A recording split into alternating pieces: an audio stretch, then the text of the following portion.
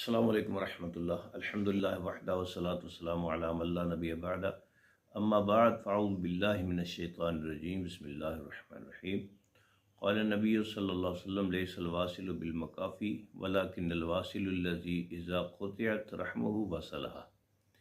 نبی علیہ السلام نے ارشاد فرمایا، صلہ رحمی یہ نہیں ہے کہ آپ کے ساتھ کوئی اچھا سلوک کرتا ہے تو آپ بدلے میں اس کے ساتھ بہتر سلوک کریں۔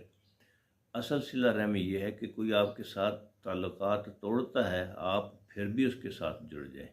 سل من قطعک، اس کے ساتھ جڑ جا جو آپ کے ساتھ تعلقات کو توڑتا ہے۔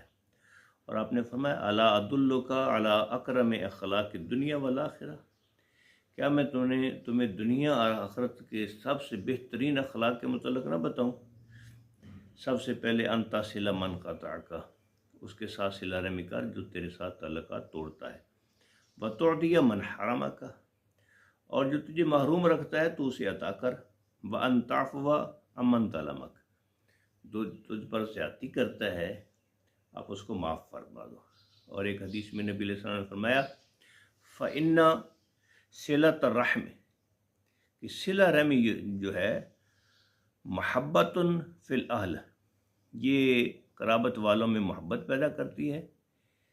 مسرات فی المال منسات فی العسر، اس سے اللہ تعالیٰ تمہارے مال میں برکت فرماتا ہے اور تمہارے مال بھی بڑھتے ہیں اور عمر میں بھی برکت ہوتی ہے۔